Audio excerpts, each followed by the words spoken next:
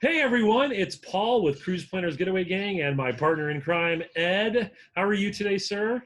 I'm great, sir. How are you? I'm awesome on this beautiful June 16th of 2020. We are moving back into a little bit of a Q&A news kind of show today after our wonderful discussion of sausages last week. And I thought today that we would talk about um, some questions that I've been reading. The Wall Street Journal has had a running article for the last month or so called "Is it safe to travel again?"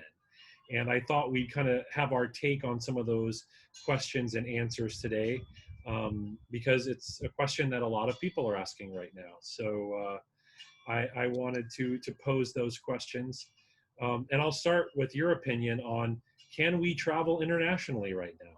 Yeah, yeah, man. I agree with you, and I think we should do this as well. I've got a few questions for you to shoot back at you too. So Awesome. let's kind of play off of each other. To answer your question, no, unfortunately. Short answer is U.S. State Department do not travel advisory states American citizens are still urged to avoid all non-essential international travel. Even as airlines slowly began to add international flights back, most nations are still closed to non-residents, and even if you do gain entry somehow, you'll likely face a 2-week, 14-day quarantine. As a few destinations such as St. Lucia and Iceland and some other Caribbean countries that they're allowing entry with proof of a negative COVID-19 test. And some of these places are advertising to Americans saying that they have really low COVID rates. Come here, and we went over that a couple shows ago. But even so, there's plenty of countries right now that recognize the situation in America. The pandemic levels are still high here. So actually, it'd be very difficult for you to travel internationally right now, Paul. Yeah, and I had been reading too. We talked about this, like you said, a couple of weeks ago, that some countries in the EU or in some other parts of the world are doing their own little travel bubbles, which are allowing people to maybe come to their country that are closer to home. But certainly hopping the pond doesn't seem to be an option.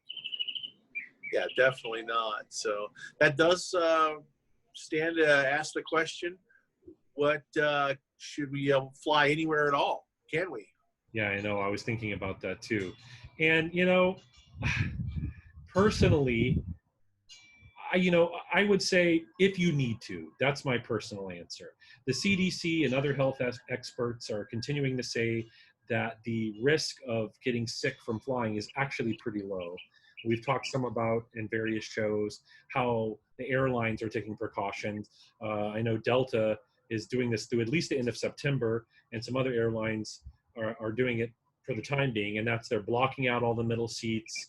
They're restricting capacity on the flights to about 50 to 60%. They're they're beefing up their air filters to be basically like operating room grade HEPA filters that recycle and recirculate the air in the cabin. And they're doing deep cleans between every flight. So, they're not turning the planes around as quick. They're doing some deep cleans between every flight. So they're really doing a lot to try to make it safe. If you do decide to fly, you need to wear a mask. Airlines they're requiring it, and you really should anyway. You probably don't have an N95 mask, but we're seeing more and more studies that even just a standard cloth mask can go a long way in helping the spread of COVID, prevent the spread of COVID. Some airlines like United, I was reading today, they made the news because they are compiling their own no-fly list.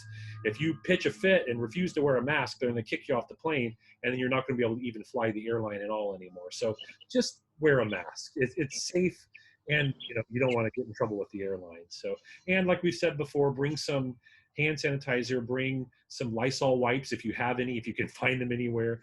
Wipe down your tray table, the armrests. Just do typical things and trying to keep high-touch areas clean. Yeah, no, go ahead. Sorry. That's good advice anyway, because We've talked about that before, just before this whole thing happened, about hygiene when you fly. Is always carry some hand sanitizer or wipes Absolutely. with.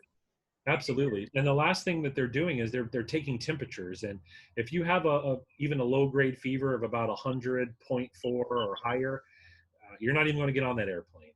So all that being said is it's pretty safe, but just like anything else, it's at your own discretion. If you are tend to be immunocompromised or something, obviously I would not recommend it. But overall, the answer is maybe for me. So the question then that I want to ask you is, if we're not, if you're not comfortable flying, should you even plan a summer vacation? Maybe can we plan a domestic summer vacation? Yeah, funny you should ask. I just did a show on that a couple weeks ago, my Monday Sunset Talks. Yeah. We talked a little bit about the kind of vacations you can take. And right now, road trips seem to be pretty popular, and also staying close to home and going to relatively uncrowded spots rather than to crowded resorts and cities that have a very popular nightlife. I would avoid those. Travelers should take some precautions, the same precautions that they're taking at home. You should do curbside pickup rather than dining in, or takeout. Maintain 6 feet of social distancing. Wear a mask in public. All the same things that you would do away, or at home you would do while you're on the road as well. Always good to check out the states and see what's going on, where you're going, whatever, if you're going out of state or to another city. Yeah, sure, the COVID cases might be lower in those states compared to where you're coming from, but your risk of infection is the same. And your risk of infecting other people is the same as well. So keep in mind that you're traveling someplace, maybe you might be carrying it from someplace else. Also, general rule: take precautions. Stay close to home. Avoid large crowds. Just keep your distance from people and keep your face covered. Yeah, I agree with all of that. And I think moving to, state to state, intrastate and interstate, for the most part, seems to be fine. I read a couple things where Hawaii, obviously you can't drive there, but Oh yeah. you still can't go there without going through a 2-week quarantine. And something I read today was that Florida actually has a roadblock coming down I-95. And if you're from the Northeast, specifically like New York, New Jersey, kind of what was ground zero for the most COVID cases, they're going to make you do a 2-week quarantine too. So I was just going to mention that I saw that Florida has a quarantine for certain hotspots, and other states are starting to do that as well. So just definitely check with that state's tourism board if you want to travel there, or a quick call to them. They'll let you know if there's any kind of travel restrictions whatsoever. Yeah, or just send us an email, because I've seen a couple sites too that are listing if there's any roadblocks or anything or restrictions. We can quickly look that up for you and just make sure that things look clear. So another thing I talked about on my show, Paul, was staying in hotels and what it's precautions to take during COVID-19. Why don't you tell us a little bit about the hotels that are open right now? Yeah, and, a lot of hotels stayed open. They were deemed essential businesses, but some of them were only really serving first responders and frontline sort of people. But that has calmed down a bit. Pretty much all hotels are open for the most part, and renting rooms to the average Joe paying customer. So that's not an issue. We've talked some about this too. A lot of the chains and even smaller hotels, they're rolling out a lot of new policies, new heightened safety protocols, things like contactless check-in. They're reducing capacity like the airlines have been. They're letting rooms, like if someone checks out of a room, they're letting it sit for 24, 48 hours to kind of, before they even go in there and clean it and rent it to another guest. And of course, they're doing super deep cleaning procedures. So they're doing their part. And of course, like we've said with airlines and other things, we need to do our part too. I would plan on packing everything you're going to need. Don't count on getting shampoo and toiletries and stuff from the hotel. Make sure you bring all the toiletries and amenities you need. Some hotels I'm reading, they're not even putting them out right now anyway. And of course, bring those sanitizing wipes, wipe down things, which you should do in non-pandemic times, in my opinion, anyway. Wipe down, common areas, the desk, the nightstand, your telephone, your remote control, doorknobs, that kind of thing. Just do a little extra work on your part, I think, would be what I would recommend. But hotels look to be open right now, and you can find some pretty decent deals as they're trying to get folks back in. Yeah, occupancy has been going up steadily. And you're right, hotels never really closed. A lot of them stayed open. A lot of them, there were a lot of people still traveling when this thing first hit. And a lot of people were stranded places too. The hotels have been on top of this from the get-go and have been doing things like putting in hand sanitizing stations in their lobbies and putting up plexiglass and things like that to help make people more comfortable and more safe from this whole thing. It's great.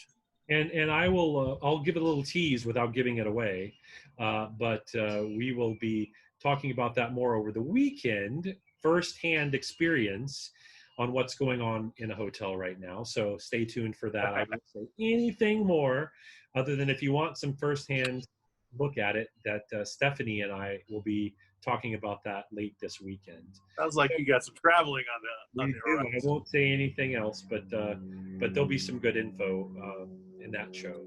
So similar question then, and this is in your area of expertise. If we can book a hotel, what about staying in a vacation rental? Can we do that right now?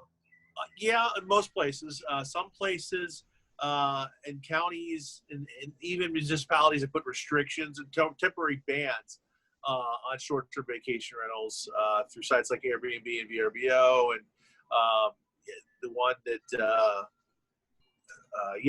some of the other ones we work with. The restrictions are beginning to start lifting in a lot of these areas, so you'll be able to get a good vacation rental. Airbnb encourages guests to read the government restrictions page on their website to stay up to date on policies, to keep in mind where you're traveling. And VRBO does something similar as well, and so does Expedia.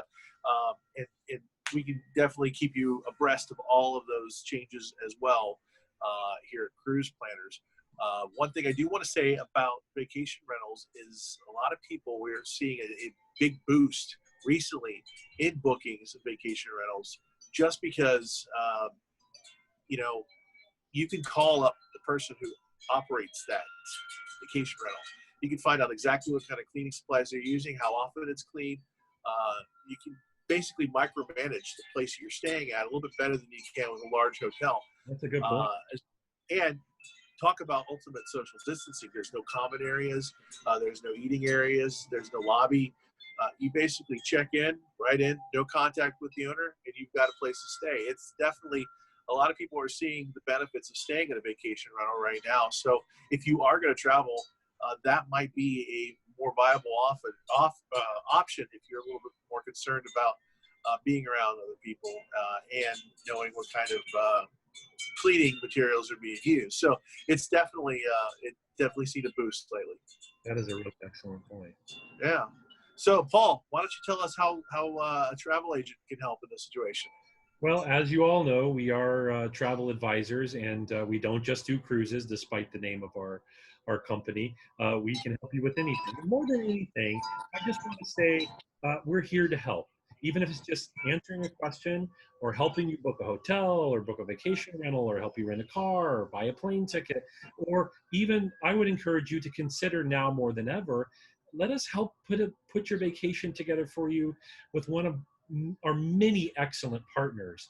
Ed and I have been really doing some work and research on some of our great partners like Delta Vacations, who we've not talked about before, or Amtrak Vacations, Southwest Vacations, and they can do a part or all of a trip where you just don't have to worry about what's going on the ground. You can let us take care of that for you. But even if you're just planning your own sort of trip, we're here to be a resource for you. It's our job. We love doing it.